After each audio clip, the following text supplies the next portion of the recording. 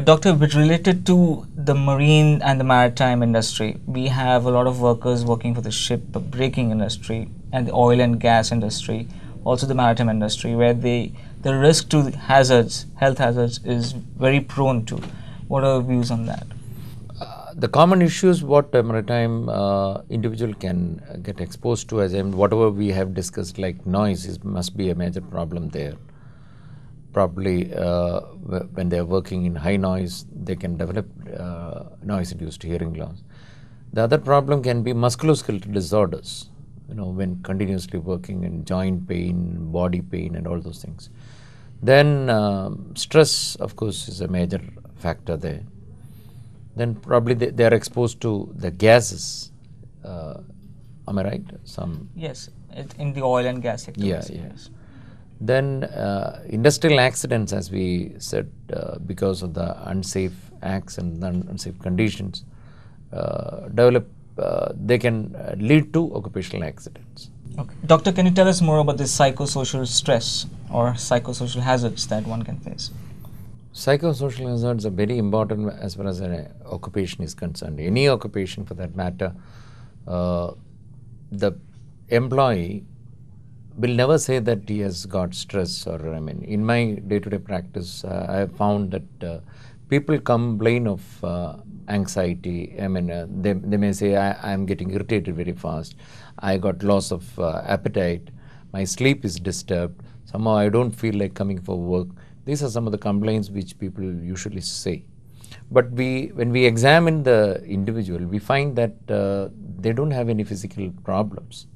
All the blood urine parameters will be normal. But they definitely will say that I got a pain on the back or some other problems they will say. This is always as a result of an anxiety or a depression, or can be a problem related to the work spot. Say, for example, sometimes people will come and say that I cannot cope up with my supervisor.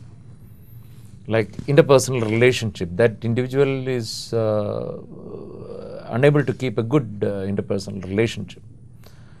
So these are some of the problems we come across in occupations. So basically, when they fail to cope up with the colleagues, when they fail to cope up with the new setup, maybe the factory is about to close down, his stress level goes up.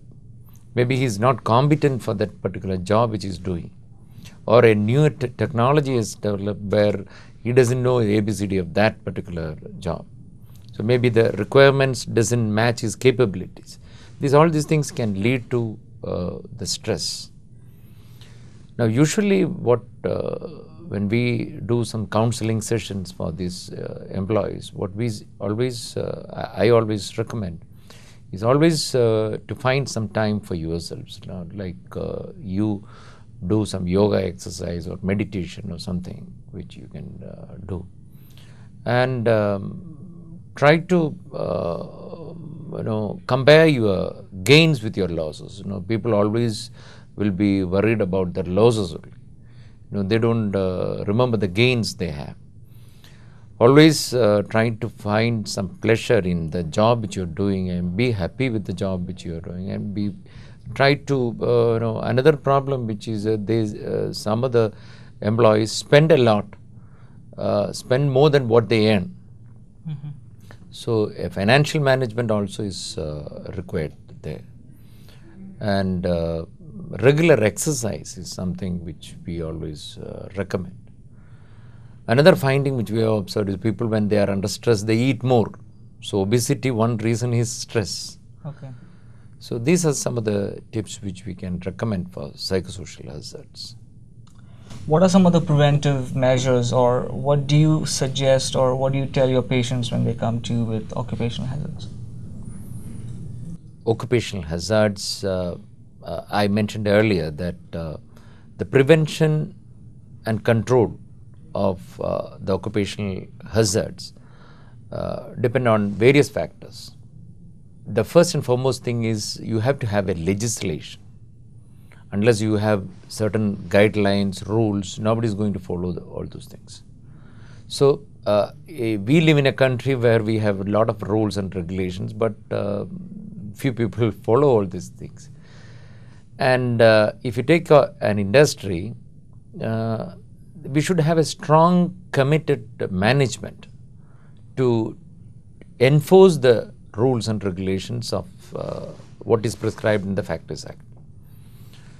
Then, of course, we should have support from the environment. We should be protecting the environment. Similarly, we should give medical support to the employee depending on what problem he is facing. And then, of course, training, proper training for the individuals in the type of job which they are exposed to. There should be given refresher courses to update their knowledge and all those things.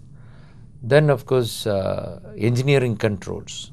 To prevent and eliminate the occupational hazards, we have to have a support from all these factors. Then only we can prevent occupational hazards. Doctor, I understand you work for an occupational health center. What relevance is that?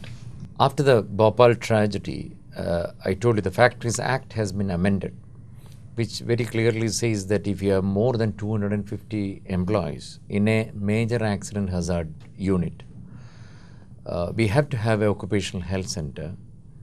And if for every additional 1,000 employees, you have to have one more doctor. The basic concept in an occupational health center is you have to focus on prevention of the occupational hazards. That's how we are different from a hospital center. Okay. Hospital, you are focusing on treatment. A patient comes to you with some illness. You are treating him and he is going. Okay. But in an industrial sector, if it is an IT industry, imagine, we are closely monitoring the individual. When we closely monitor the individual, we find where he is deviating from the normalcy. That's what we look into. Okay. So primarily we are focusing on prevention in occupational health centers. Okay. Do you think one must always go through a periodic check every 6 months or 3 months? Very right. That's a very relevant thing which we have to do. In industrial sector, we have to have a periodic medical examination. That's what I mentioned about earlier about the health surveillance program. When we do a periodic medical examination once in a year, we know where we are deviating from the normalcy. Like for example, we take an individual in a factory after doing a pre-employment medical examination. That is the medical examination which is done for the new recruits. So later, after every year, when we take an employee after a pre-employment, that means he is a fit employee. A new recruit, we want everyone needs a healthy employee. So in the subsequent years, when we do the medical examination every year, our goal is to prevent and maintain the health of the employee. So periodic examination, at least it has to be done once in a year, and for special categories we have to do once in 6 months. And this goes on till his retirement. So even at the time of retirement, the rule says we have to do a medical examination, which we call it as separation medical examination. Separation medical examination is the medical examination which is done at the time of retirement to find out what was the total deviation from the normalcy from his day one onwards. Okay. So medical examination, of course, is a must in an occupational health center. Right, doctor, thank you for being on our show. We appreciate your opinion. Thank you. Now that we are aware of the origins of these kinds of health hazards that occur in our day-to-day work and life, we know how to cope up with it. Thank you for watching.